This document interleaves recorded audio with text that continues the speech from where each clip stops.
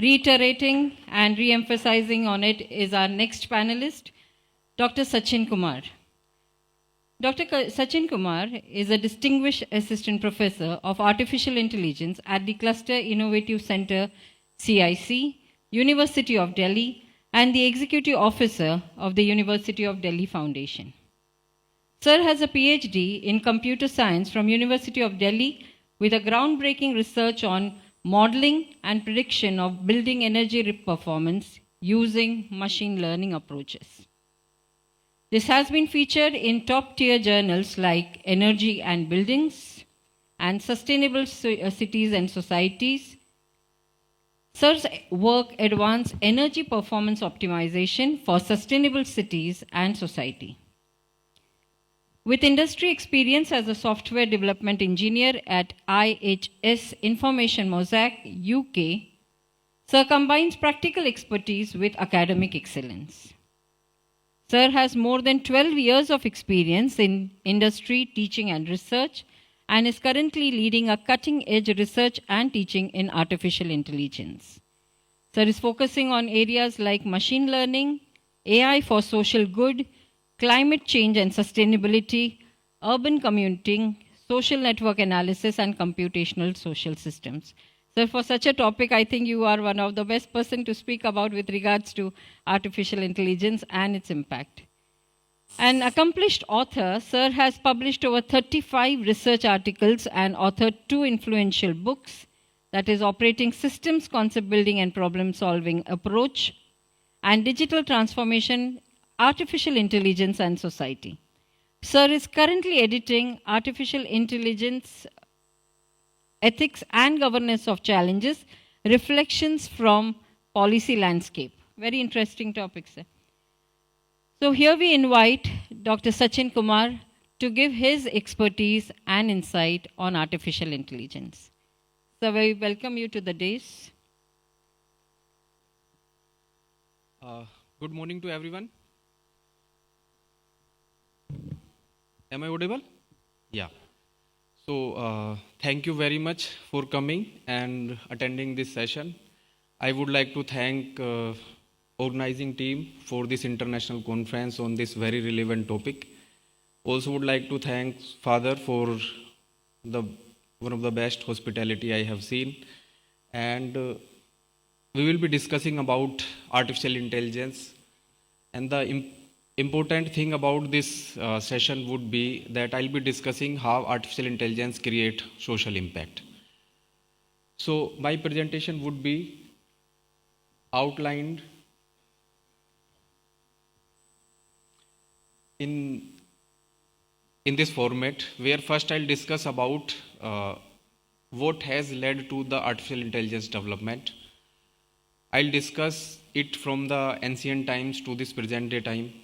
Then I'll discuss about AI developments and applications which we are witnessing in our daily life. I'll discuss about sustainable developments.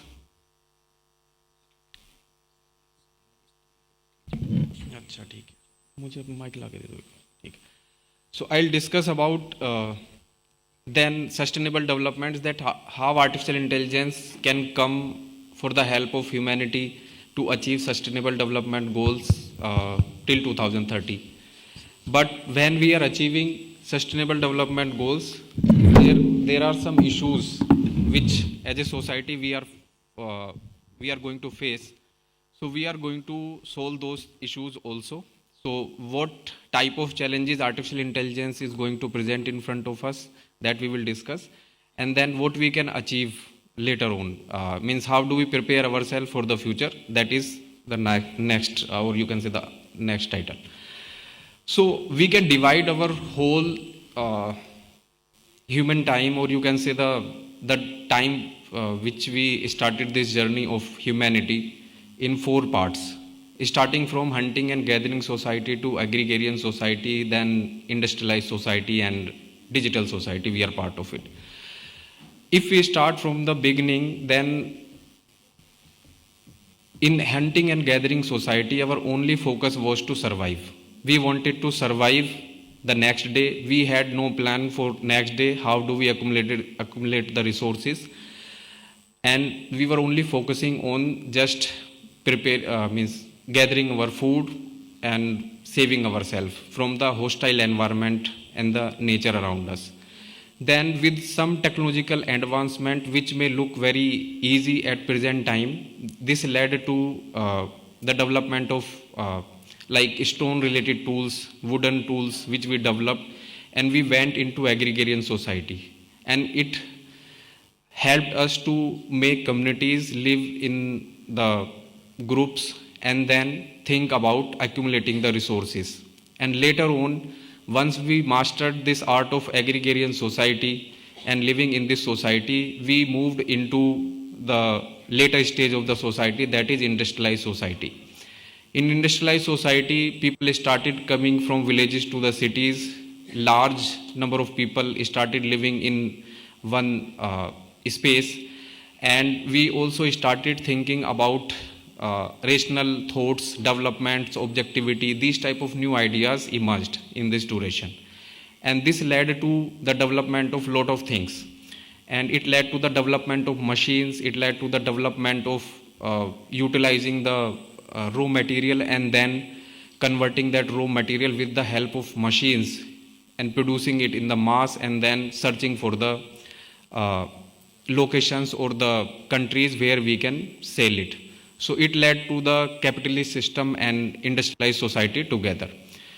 After that, we are now living or transiting towards the society which is digital society, we can say, or knowledge society, we can say, or information society, we can say. And in this society, what is happening is that we are now generating information, consuming information, extracting useful information, and making our life easy. And if you take underlining situation or the theme of this whole development is that we are actually saving our time, we are increasing our efficiency, we are making our life easy, and this whole development is actually result of our curiosity.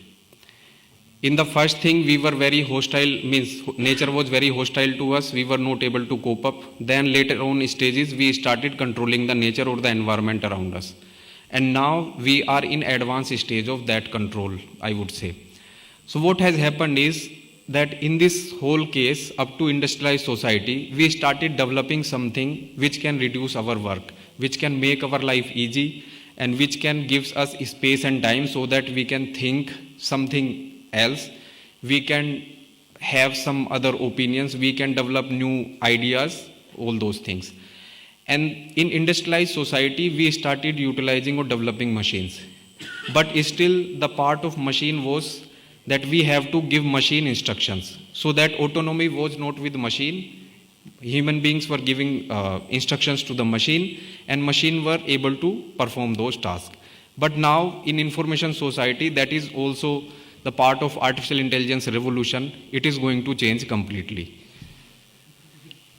What has happened is, in this case is that earlier our information systems were analog systems. We were utilizing or we were storing our information, you can say, in physical format, like notebook, like in paper format, registers and all these things. And it was very difficult for all of us to extract large amount of information from those things. For example, as a professor or as a teacher, if we are recording attendance of the students in those registers, then a single professor can only understand about the pattern of attendance of particular class or 2-3 more classes. But if you have to understand what is happening around in the whole school, then it will be very difficult to collect all those registers in the physical format and extract useful information. But with the advancement of digital technologies and storage space, we are now able to develop software which can store information in a very simple and in structured manner. And then we, with the help of just one click, we can extract the information, the patterns of attendance, who is coming, who is not coming. So these type of things has happened. Now in this case, what has happened, before 2000, our most of the information storage, consumption or everything was analog. But now after 2000, the information storage has completely transformed and it has become digital. whatever information we are developing, consuming, generating, transmitting, extracting, that is more than 95-90% it is digital information. For specific purposes, we have kept the information in analog format, otherwise rest of the thing is digital. And you can understand if this digital information, wherever we are going with this digital device, with this mobile phone, we are generating information at each point of time. Right now we are sitting here, I am generating the information, you are consuming this information, and this is being broadcasted across the world through YouTube. So you can consider this thing as that information is everywhere. Now if information is everywhere, we need systems which can give us information or useful information from that whole information sphere, and we can utilize that thing. So artificial intelligence also plays one of the greater role in that case. Now you can understand the complexity and the importance of this information generation is that whatever information, analog or digital, we have generated up to this point, we are developing that size of information every 2 years. So it means we are doubling our information generation capacity, or developing information, generating information 2 times. We are doubling that thing in 2 to 3 years. So you can think about that, how much information we are generating, how much information we are consuming. And if people from Gen Z, if I focus on them, they may be struggling that how they keep themselves away from social media platforms. Because right now, if you see their screen time, it will be more than 5 hours or 6 hours daily. Hope I am right? Yes or no? Yeah. So that is again a challenge. So we can consider this thing that this much data we are generating. When we are generating this much data, it is also having useful patterns, which we can get information from and utilize this thing to make our life better. Ultimately, it is all about experiences and then learning from those experiences. Now, when we talk about these things, we have 3 terms we interchangeably use: digitization, digitalization, and digital transformation. The first stage is digitization, where you have analog data and you convert that into a digital data. For example, you have attendance sheet or your mark sheet, you have converted that thing into a image file or the PDF file. It is digitization. It means you are streamlining the information of institution or individual person. Then comes the digitalization. It means now you are digitalizing the processes associated with this information. For example, if this institution, all registers are digitized, but still they are being taken from one room to another room through pen drive, then it means process is not digitalized, only information is digitalized. So then we do what? We create softwares, we create automation softwares, and we utilize those things. With the help of those things, then institution also becomes digitalized. Now information is digitalized, process is digitalized, it means individual institution is digitalized. Next stage is across the world, all institutions are digitalized. And if those all institutions come together and give new value to the stakeholders, then it is called digital transformation. For example, before 10 to 15 years, how are we going to travel from Delhi to Jaipur or Jaipur to Mumbai? We have to call a travel agency, and then they will provide us the car, and these things will happen accordingly. We have to give them money in the cash, because bank penetration was also not at that time high. Now what has happened now? You have Ola and Uber, you have mobile app, you search location where you want to go, and automatically everything is arranged for you according to your choice. You want to go with luxury, small or medium type, as you wish to do it. So what has happened is, it is digital transformation. Several institutions who are already digitalized, they have come together to give the value to the institutions. Banks are integrated, new app company has come, new value has been generated, new employment opportunities are coming, and everybody is having convenient process. Sir will continue from where he stopped. This is another wealth. He will also come to the health during his presentation. Please, we will give our best attention to him, because from last night I have been interacting with him. He has got a hidden treasure. Let's get that fulfilled in us. Over to you, Sachin sir. Thanks for that adaptation you did immediately. Thank you. Thank you, everyone. Welcome again. So we were discussing about the artificial intelligence journey and how we reached to this point of so much developments happening in artificial intelligence and how it is going to transform the world in different ways, and it has become a transformative technology. But when we were discussing about intelligence, what is actually intelligence and how we are going to define it and then develop intelligent machines, so we had four choices. One choice is that we want to develop machines which are thinking intelligently. Second choice is we want to develop machines which are thinking. Machine we can say, systems we can say, agents we can say, software we can say. So everything is actually machine for artificial intelligence scientists. So one thing is that it should be rational thinking, it should be emotional or human thinking, and we know that only thinking cannot do anything. For example, if I take the senses and the effectors from your body, like your hand and other things, and I also disable your senses, then whatever intelligent you are, you won't be able to do anything. And we will not be able to understand whether you are intelligent or not. So only through the senses, only through the effect you create in the world, we decide that you are intelligent or not with your actions. So it means if we are only thinking rationally or thinking emotionally or humanly, then it is of no use for us. So we have to go for action. Now, what type of action we are defining is artificial, means it is intelligent. Whether it is human action, actions can be in both the directions. They can be very good and they can be very ugly also. As I gave you example in the previous section, that action of Hitler cannot be adopted by the machine. Reason is then it will be very difficult and society will not survive. So, and it will be amplified. So then we have to go for rational decision making, which is based on fair, objective and justiciable criteria. So present day artificial intelligence systems, they are on the fourth quadrant, that we are developing in artificial intelligence systems or machines, systems which are acting rationally. We are not developing machines which are acting as human beings act. We are not taking that dimension. We are taking that our machine should develop or conduct itself in the rational manner. Now, in the next case, we have to understand what is artificial intelligence. So in simple terms, we can say that artificial intelligence is a form of intelligence which is being understood, being designed, being developed by research scientists, specifically from computer science domain.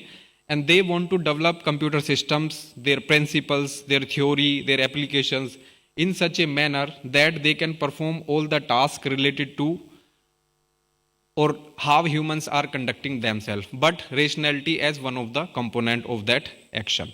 So that is all about artificial intelligence. Now, when we talk about artificial intelligence, we have two types of artificial intelligence. We can divide artificial intelligence in two types. One is a artificial intelligence which is called narrow, and other one is called artificial general intelligence.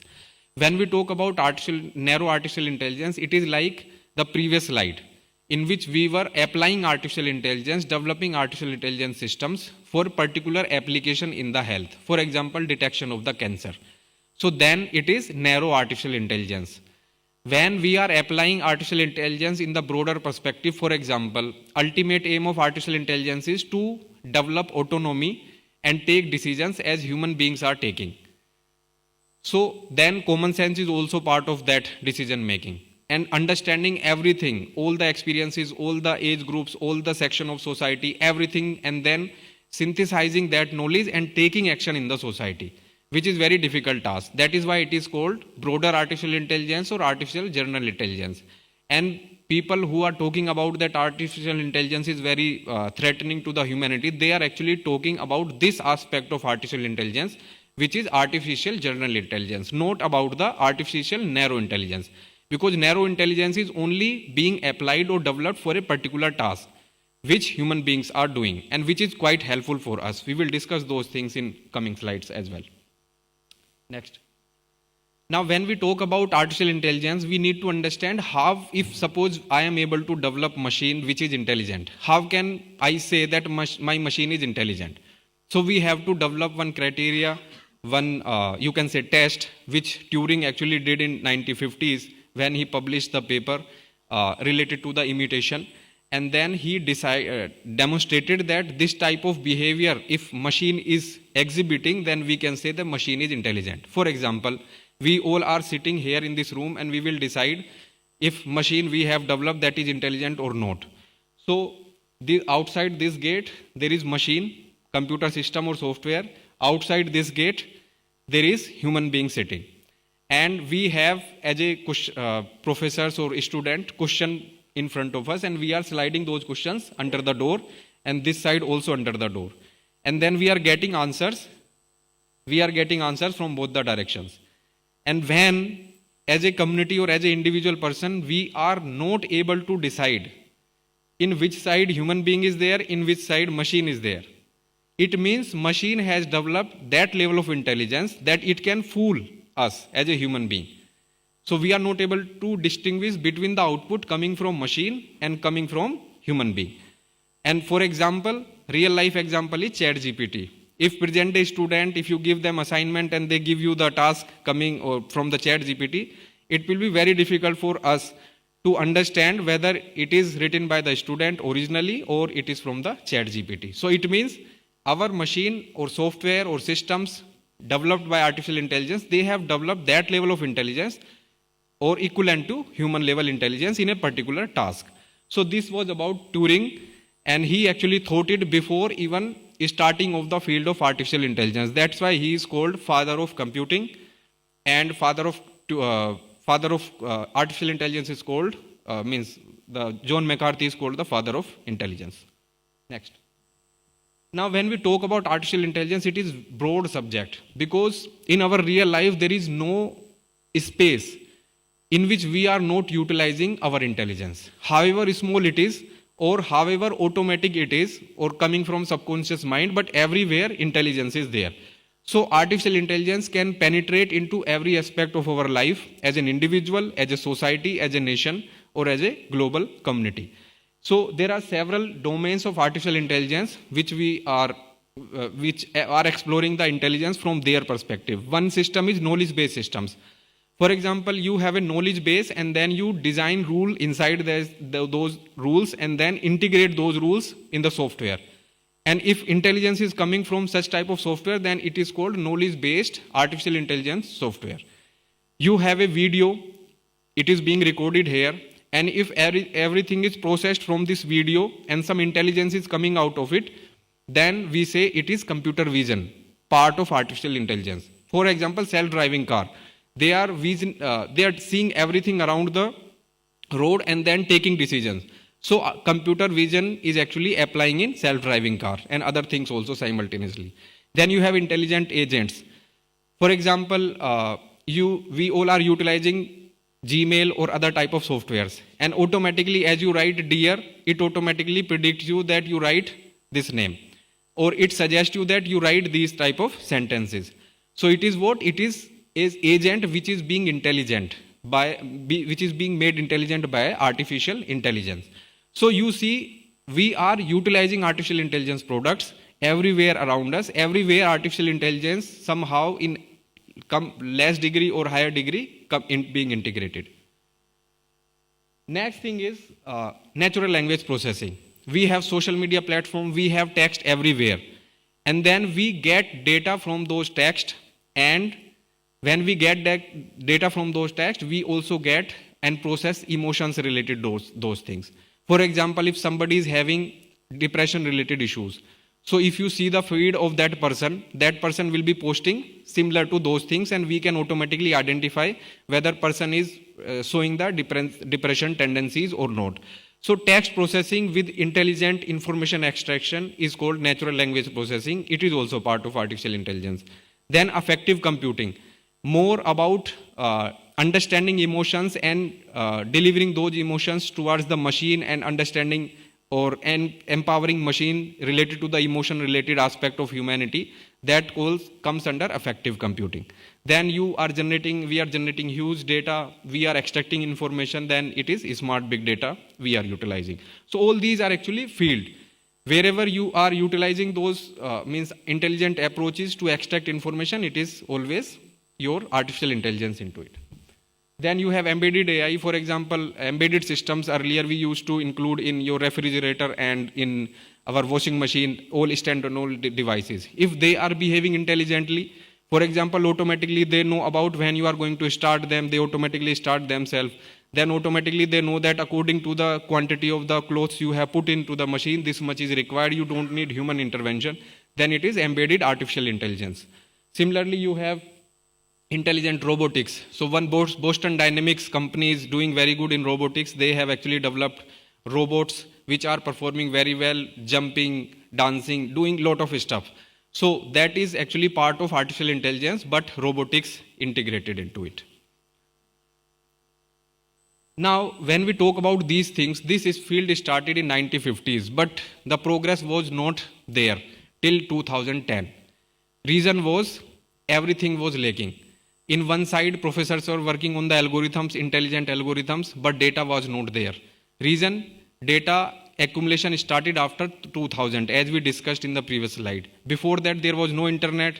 People were not having access to the devices, so they were not generating the data. And they were also not high computational power systems. So all these things merged around 2010, and with deep learning algorithms, novel developments, the intelligence or artificial intelligence became very big, and it actually started having its applications in our daily life. And that's why everybody nowadays is talking about artificial intelligence. Reason is it is now a transformative technology like electricity. Without electricity, you cannot do anything. You have electric motor, for example, running from electricity everywhere in any format. So electric motor is again a transformative technology. Similarly, artificial intelligence will be or is a transformative technology which is going to have impact in every activity of our life in coming days. And this is actually creating little bit of problems also, as well as huge advantages for the humanity. Now, if we see the development, we are able to achieve in object recognition, that if image is there, we can automatically detect what is the image. Okay. So that we are able to achieve 98% with the accuracy. In recent developments, next. Now, if you give the image to artificial intelligence system, it can generate a story, even the caption for that image. If you write the story, it can generate the image from that text. So these type of latest development have happened after 2010 because of the emergence of deployable artificial intelligence systems. In automatic speech recognition, if you see this chart, up to 2010, we were able to achieve only maximum 70% of accuracy in speech recognition. But now, after 2010, we have cleared that gap, and it is close to 97-95%. So you must have seen several systems also which are having conversations in dialogue manner with you. For example, Alexa, Siri, they are understanding your language and accordingly giving you the feedback because of these developments happening. Next. We have recent developments everywhere. For example, we have now very good examples of self-driving cars. We have facial recognition systems with high accuracy. They can detect who you are, where you are automatically. And facial recognition system example recently you can get from the Saif Ali Khan case. Within few days, they were able to track the person, even identifying the person from the images or the videos they were recording across Mumbai. This is actually part of the computer vision field of artificial intelligence. Then you have ChatGPT, and even China has introduced one anchor, that they give that anchor one script and automatically it read it, but it is not the human anchor. So they are replacing that thing also because it is automated task that can be done. Now, as we discussed in the previous speaker case, artificial intelligence is being utilized by healthcare community also a lot. Stanford University with their healthcare department and computer science department, they develop artificial intelligence software which is actually doing diagnosis better than human. It has surpassed the human level accuracy of the radiologist. So there is a threat on radiologist job as well, according to the development. All these are examples of narrow artificial intelligence, as we discussed. Now, in every application, whatever we are utilizing, Google products, they have said that we are artificial intelligence #1 company. It means in each and every product, they are integrating artificial intelligence into it. I gave you example of Gmail. I gave you example of other Netflix also is there. YouTube is also there. Automatically, they suggest you, recommend you the content which you like according to your previous history and the interest you exhibit or integrate into the system. Now, these all developments we have seen, and they are quite remarkable, and they all are helping us to make not society so much better, but at least business better, do business better. But can we apply those type of things in our society also? Because we are facing lot of issues in terms of poverty, where 44% of the world population lives on less than $6.5 per day. So poverty is quite a serious problem for us.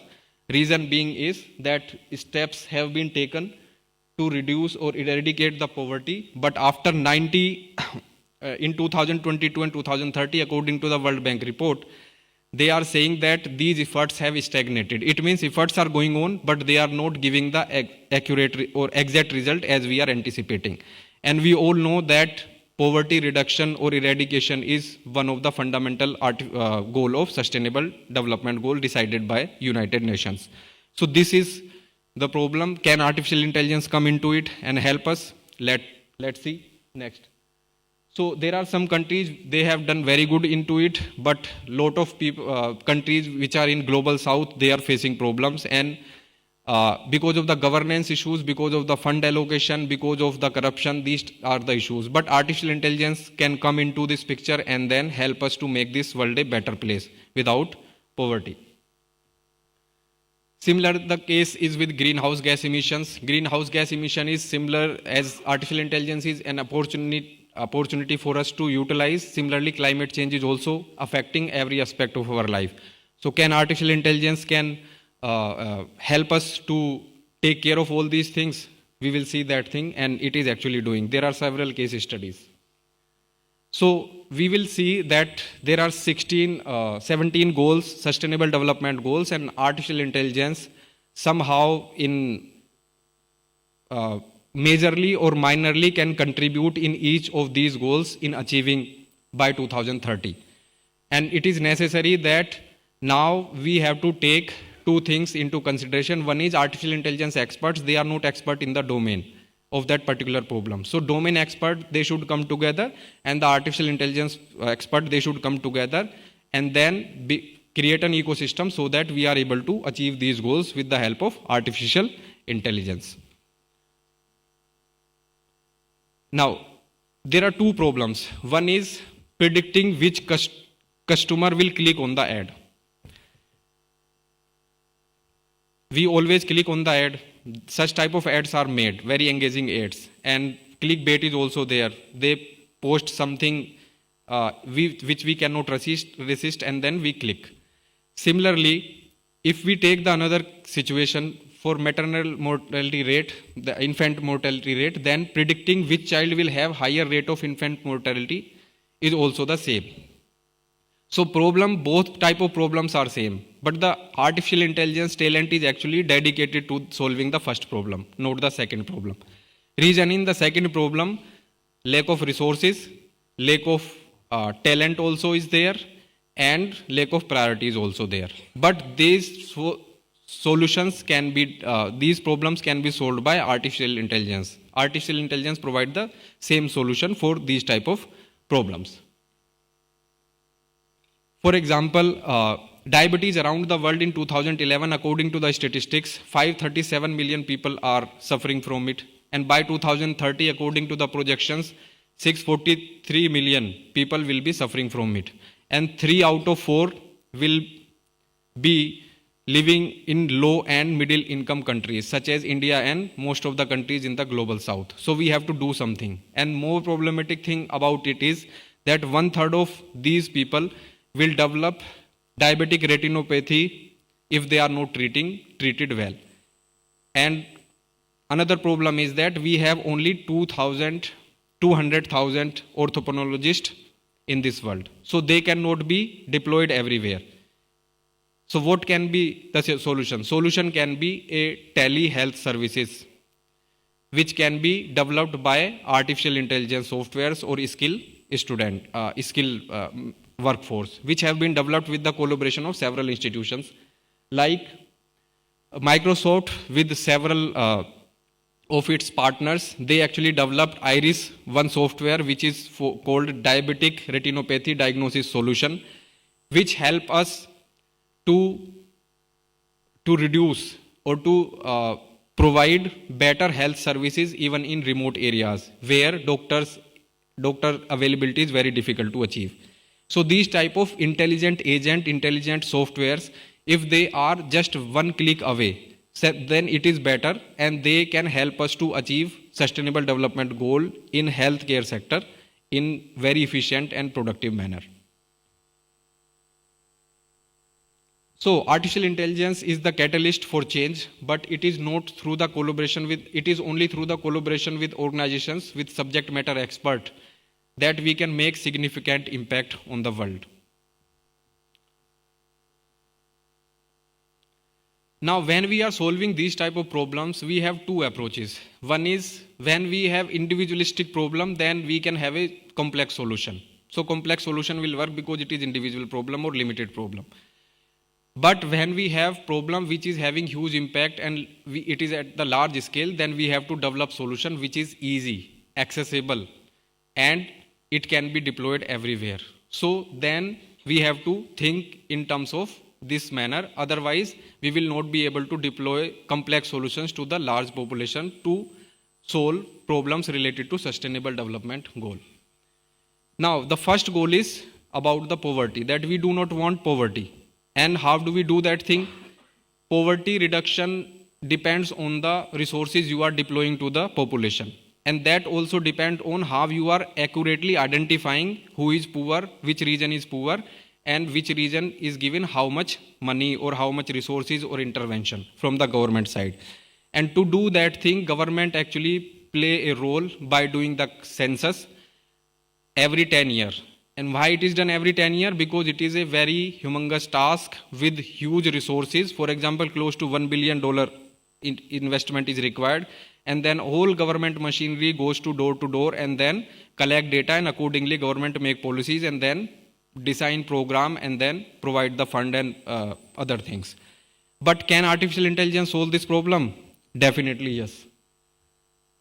So some researchers actually took the task in African country Rwanda, where they actually designed an alternative approach, try to utilize whether this can be achieved or not. The problem was, how can we identify poor areas in which poverty is there. So they did what? They utilized the mobile phone data of that country national carrier, and then utilizing from that data, they develop artificial intelligence software without knowing about the personal details. They anonymize that data and then develop artificial intelligence model, and compared the result of that artificial intelligence model with ground truth survey which they have done by going home to home and getting data. So what was the result? This type of artificial intelligence model they created. First they created by calling to these peoples and then identifying their socioeconomic status by asking several questions, and then automatically understanding their mobile consumption behavior, data consumption behavior and other things together. And after that, when they segregated one district, for example 1 kilometer by kilometer pixel or 500 meter by 500 by pixel, and group them together with the help of health index of that particular region, and then utilizing those things, they divided the whole country into different pixels, we can say. And then they compared the result coming from this software, artificial intelligence softwares, and result coming from the actual data which they have received through the survey. Now the result is this. Now you see this result and tell me, How much difference do you see? One image is from the actual data, one image is from the model they have developed. And you will see around 95% overlap is there. It means the task which was taking huge amount of money and the government resources, that can be done by sitting on the computer system with fraction of crore rupees. Rather than investing 8,000 to 10,000 crore on sensors, you can achieve similar results multiple times. Then you can do sensors now according to this situation monthly. Then you can automatically see what are the changes which are happening. Actually intervention is happening or not, improvement is happening or not. So this is the power of artificial intelligence and these computational technologies. If government adopt these type of solutions, although I am not saying they are 100% accurate, but at least they have a majorly accurate system of predicting these things. Next. Similarly, utilizing satellite data and machine learning approaches, they are able to predict the poverty. So just by not going here places by places, not individually, but you can identify a region which is poor or not accordingly. Next. Now when we come to climate action, this is the help of artificial intelligence which can do in this sustainable development goal, poverty reduction. Now in climate change also artificial intelligence can do wonders, and it is actually helping and people are working together to do that thing. With the help of Google research, Bangladesh government and Indian government, they actually developed one project in which they have designed a software which using the data, previous data, historical data of all rivers in northeastern region or eastern region, they are able to predict the flood as well as they are able to inform the concerned citizens or the areas that you have to take certain necessary decisions using the alert by providing them these alerts on the phone. So you can see that how artificial intelligence is coming and solving problems of societal nature and saving life in case of danger. Similarly, our cities are actually backbone of our economic systems, and these cities are also generating greenhouse gas emissions, and there are several aspects to it. So artificial intelligence can come also into picture by identifying how these cities are actually going to work or what is their progress to achieve sustainability and climate reduction efforts till 2030. So these type of research is also going on. Next. This is our work which my team has done, and in this work what we have done is we have utilized data available publicly from government report, from census, from other aspects, from companies reported things, and we were able to predict carbon emission for our country. And it was done in a sense that sometimes different agencies, they claim that we are doing this much of effort, so there should be some publicly available entity or model which can actually make sure that they are accountable and the results they are projecting, that is accurate, and that is they are accountable to that thing. So that type of model we developed, and it got published in very reputed journal, Informatics. So artificial intelligence actually can help us in each and every aspect of a sustainable development goal. In some cases it will be hugely impacted, in some cases it will be less impacted. There may be some issues related to privacy, data and ethics in these in achieving these goals. So we can take care of that thing, but artificial intelligence has huge potential in addressing sustainable development goals or specific target 169 target, which comes under 17 sustainable development goals. But what are the ethical challenges? First challenge is bias, transparency. We have privacy issues. We have fairness issues. So I give you one example. These artificial intelligence technologies are actually very easily and very proactively adopted by large corporations like Apple, Google and Amazon and all these. So actually Amazon tried to intelligently automate its recruitment process. And what they did was they developed artificial intelligence model, which actually they wanted to screen the candidate which are better candidates so that limited time can be devoted to them. Otherwise, there was huge queue to recruit those candidates. So when they deployed the CVs of the applicant to that software, it majorly rejected CVs of the woman candidate. Although they were capable candidate, but it rejected because of the data on which it was trained. That was not representative data, it was biased data. Reason was that majority of the people working in the Amazon, they are actually male engineers. And so since majority of the data was male dominated, so it rejected woman candidate from the job. So if this type of software is adopted without proper check and balances and policies in government jobs, then it will create a problem. So we cannot do that. We have to ensure that once softwares are developed, intelligent artificial intelligence model is developed, it is properly checked, tested, and then only it can be deployed so that it does not amplify the biases in the society and it promotes justice, equity, and inclusion in our society. Next, see these two images. That artificial intelligence can be can be the technology which is promoting injustice. For example, there is Compass software which was developed in USA, and utilizing this software, actually they wanted to do the criminal profiling so that they are able to understand who is probably the offender and he will commit crime again.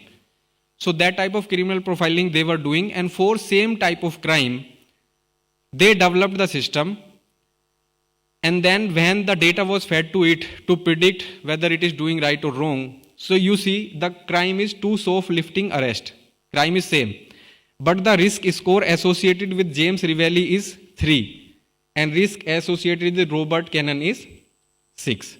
It means with the same crime, with the same background, one person is more risky as compared to other. Although, according to the justice, they should be having risk 3 or risk 6 together. But it did not happen because of the data bias or biasness of the ethical system.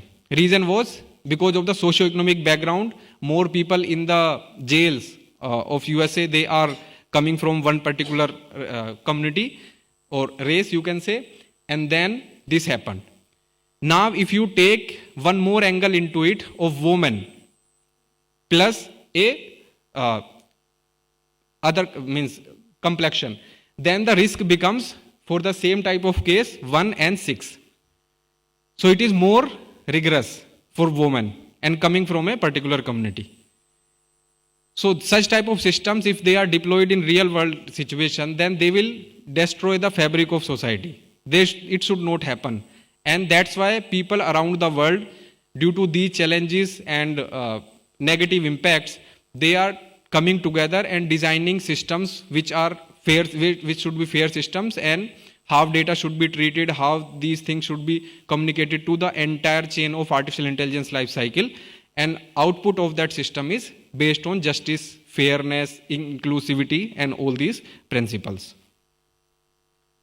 So we need to understand these things, and we have to work in this case, and then we have to develop responsible artificial intelligence, and we have to decide whose responsibility it is. It is company's responsibility, whose product we are utilizing. It is the responsibility of the person who developed the product inside that company, or it is the responsibility of the designer who developed that product inside that company, or it is the responsibility of the user. So there are several things, and that's why it is quite challenging for each country that how they are going to decide their rule, regulation, and policies for artificial intelligence systems. And that's why Global Partnership for Artificial Intelligence, they are actually leading authority or the forum to discuss these issues, and they come up with several reports and all these things. Even Indian government is also utilizing those discussions and coming up with its report of responsible artificial intelligence and all, with the help of Niti Aayog and India AI mission from MITI ministry. Yeah. Next. So all the stakeholders, they need to come together to harness the benefit of artificial intelligence for sustainable development goals. They include technologists, individuals, government, society stakeholders, and all the people from every aspect of our life or scholars. For example, when we are saying artificial intelligence need to work in right direction, what is right direction? The people from ethics background, so philosophy background, they need to be part of the design systems. When we are saying that they should not be harmful for create psychological problem for human being, then people from psychology domain, they should come together. That's why artificial intelligence is integrating people from each and every aspect of research domain, or you can say the disciplines. And that is the holistic way of developing a responsible and fruitful artificial intelligence for us. Next. Now, this is very interesting slide. We used to say that next generation is better than the previous generation. So that is human intelligence going ahead with each generation. But this process is linear. And artificial intelligence started in 1950s. And it has close to around 50-60 years. And then it is surpassing human level intelligence, as in case of Stanford algorithm and this retinopathy algorithm we discussed. Around close to 97-98% of accuracy they are demonstrating. So then, what is your guess that artificial intelligence will surpass human intelligence in coming time? In which year, how much time it will take, how many years it will take? 5 years. Father is saying 5 years. There are several things, and according to the report, it is like that. There is one futurist whose name is Ray Kurzweil. He actually predicted that it should be around 2035 to 40, but he is actually saying that now it will happen early because of the development which have taken place and the rapid progress governments across the world are making. So we need to prepare for these times. For example, as ChatGPT came, level of intelligence automatically came that it can surprise everyone. So now we have to adopt to the artificial intelligence tools in our daily life cycle so that we are utilizing it for the benefit, as well as we are getting aware about what type of implications it may have and how to better utilize it so that we are saving time and utilizing that time for other better activities. Next. So thank you very much from my side. In case you have any questions, you can ask me.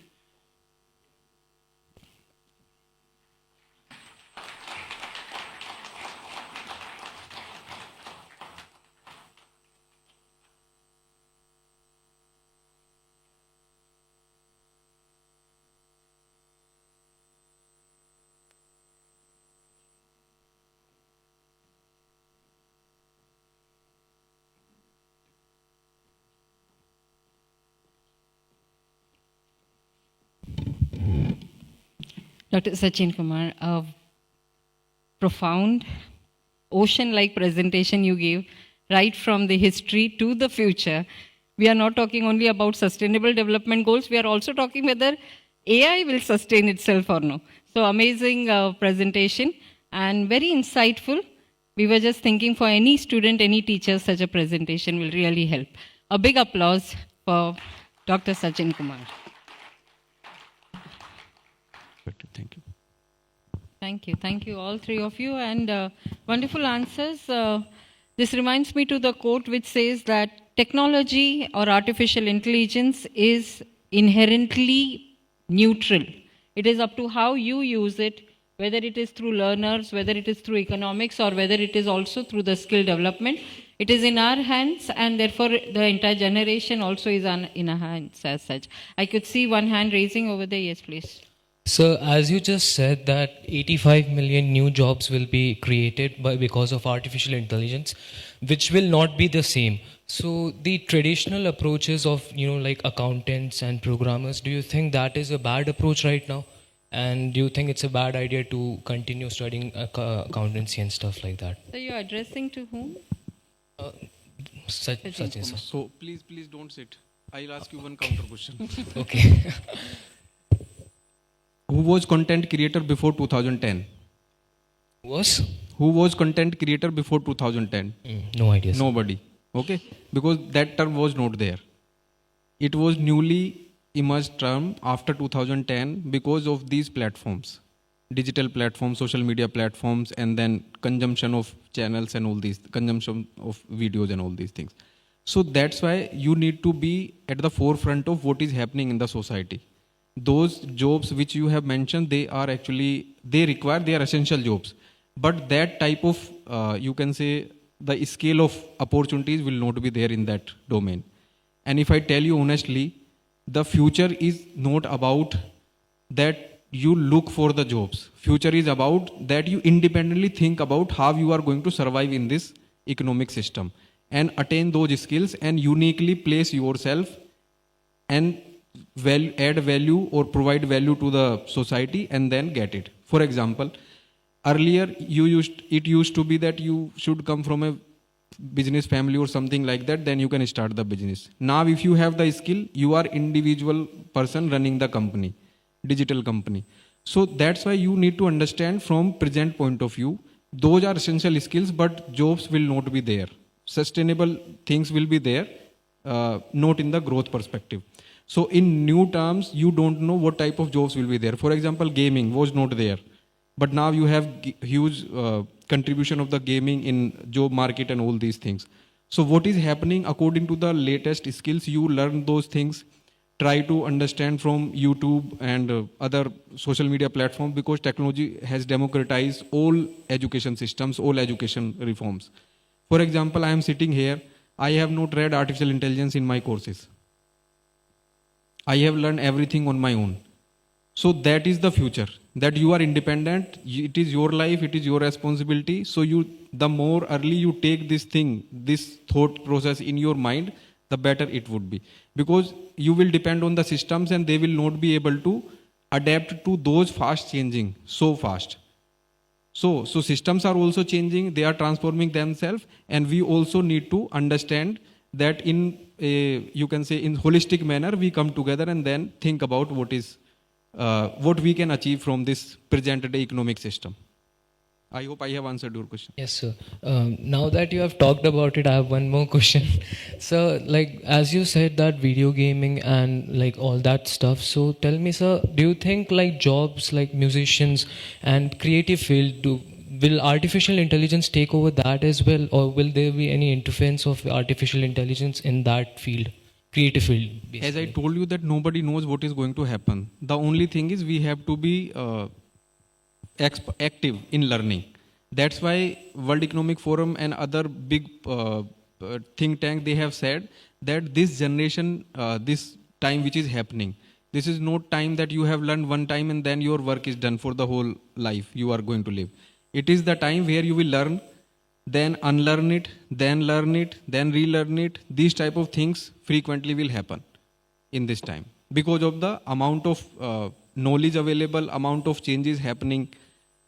That is the reason. Thank you, sir.